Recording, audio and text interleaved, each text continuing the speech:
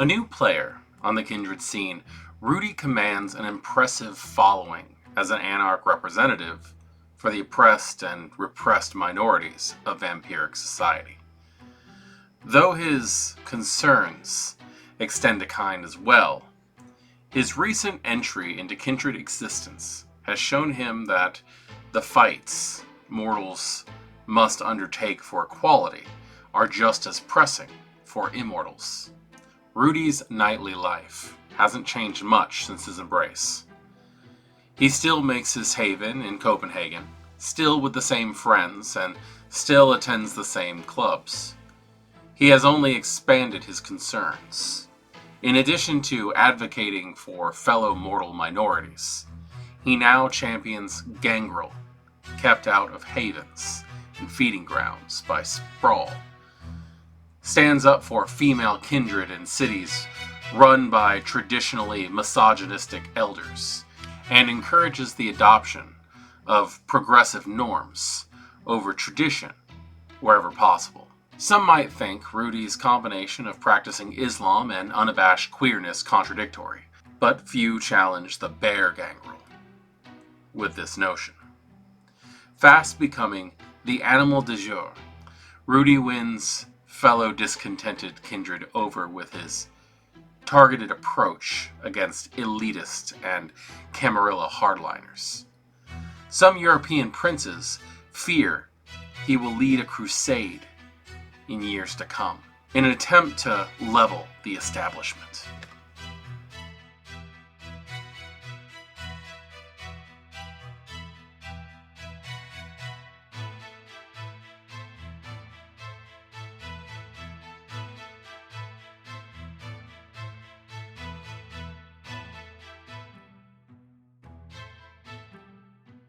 Greetings, Kindred. I am voivodemekhet, and welcome back to our world of darkness, and we are powering through the Loresheets found in Vampire the Masquerade 5th edition core book. Now, I've done these already. I'm doing them now in an updated format where more information can get out there with a different style that I feel is a little bit more smooth.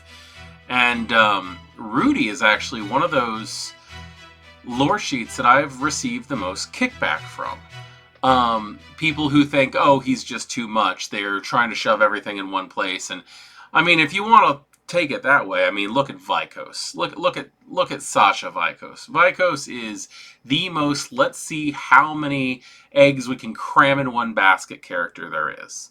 This is a character, Rudi, that represents a lot of issues that are happening in today's society. He's gay. He's not some standard old white vampire. So the fuck what? Just let this character exist. If you don't like him, don't use him in your game. But as it is, I don't see that this character is too much. I see this character as representing many things that I see many of my own personal friends and family dealing with on a daily basis. This is a character that is designed to fight for the rights of the minorities of the world. And this is a situation, I can actually pick out, aside from the fact of being a vampire thing, I can think of 3 people that I know personally who really kind of reflect a lot of things that Rudi is coming into. I love this character. I think that it's great. I think this is a character that really does push the needs of modern people. And this is coming from a straight white dude who I have my own issues, but I don't have them piled on like some other people do. I'm not Christian. I kind of belong to the queer community. I don't really consider myself as belonging to the queer community. I'm in a poly relationship. My girlfriend's part of the queer community, you can put her that way. But I don't understand why so many people have so much of an issue with this character in general. If you don't like a character, don't use it. If you don't like a lore sheet, don't have it in your game. This is something that you as a storyteller can do. But as for existing The fact that I got so much kickback the last time that I did this lore sheet proves the reason on why this lore sheet should exist. And think about it. Just think about why you don't like it. And I don't know. Just I guess you do you. That's really all I can say. Just like I say to a lot of people with a lot of issues, you do you. I, on the other hand, I'm going to support Rudi and his anarch ideals and wanting to push back against the traditionalist misogyny that is the standard Camarilla outlook on life. I really do find myself siding with anarchs as of late. Investing 1 dot in this character sheet gets you Newfound Rights. Flush with the success of the Gangrel clan's independence from the Camarilla. Like Rudi, you find this freedom energizing. Once per story, when striking out against or decrying the establishment, you can re-roll any one skill test dice pool. So this one jumps directly into the concept of mechanics, which some of these lore sheets don't tend to. But basically what this is saying is that your character is so riled up and ready to go that when you get an unsatisfactory roll once per story, you can give it just that much more and re-roll that situation. So hopefully, it does lead into chance, could possibly go more into your favor. Investing 2 dots into this lore sheet gets you them and theirs. When supporting the disenfranchised and persecuted, you are the resolute champion. Perhaps you believe vampires can only persist successfully when supporting each other. Or you believe a pack is only as strong as its weakest member. But at great self-sacrifice, you defend others. When a touchstone of any member of your coterie comes under threat, your ears prick up and your hair stands on end. I like this one a lot because it really does play off the human connections between you as a kindred and those who your coterie, your pack, your gang, whatever you want to call them, consider close to them. You are aware if a member of your coterie, your group, touchstones are in danger in some fashion. You are able to have just that much more help in keeping everyone who's important to you and those who are important to them safe. Investing 3 dots into this lore sheet gets you Gangrel Advocate. As Rudi does in North Europe, many believe that you stand for Gangrel rights in your local domain, for good or ill. Gangrel react well to you. Add 1 die to social tests involving them. Although this reputation means that you speak for many, it also means that some hold you responsible for the actions of many.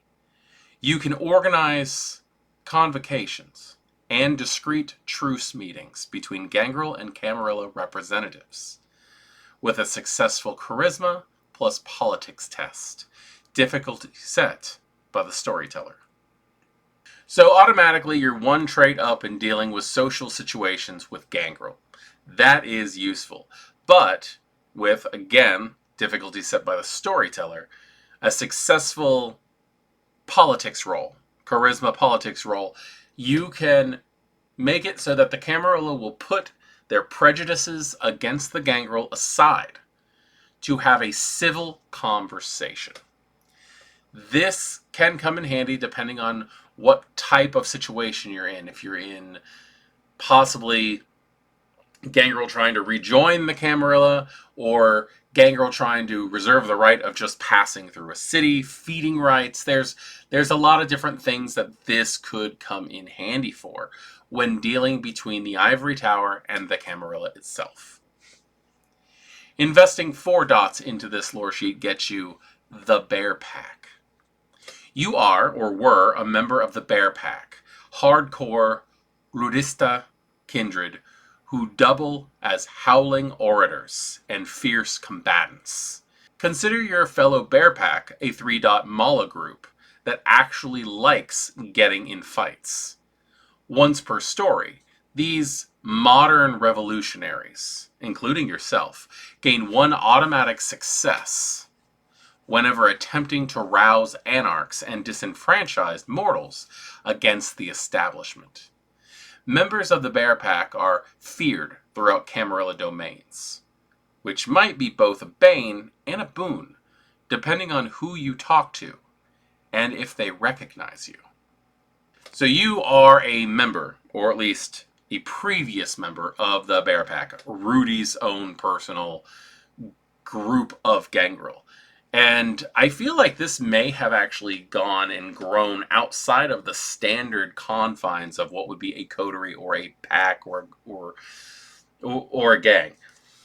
I see this more as in what By Night Studios is attempting to do with the whole concept of factions. The idea that the Bear Pack could be considered a larger group that you could possibly find Camarilla or Anarch members being a part of, as they are trying to make the establishment evolve into new things. Now, the idea that this gives you a good-sized mala, which also will do combat type things for you as if it was an ally, that can lead you into some pretty interesting situations. Now, a lot of my games don't tend to really follow into combat that often. I'm starting to run combat a lot more, I should actually say. But the social standing between who you are and how the city sees you as being a member of the Bear Pack can really swing in various wild directions. Investing 5 dots into the Loresheet gets you Rudi's army. Rudi's army comprises outsiders of all clans. All mortal colors and creeds, you hold sway over an arm of this paramilitary force. You can call them to act against mortals or immortal governments in many ways. From staging peaceful protests outside a governor's home, or organizing rallies against the leaders of oppressive groups. Large, unwieldy, and potentially dangerous, your brigade of the army gives you 6 dots to split among allies, influence, and contacts. That can be directed, but never controlled. Rudi's army leads you to the point of no return.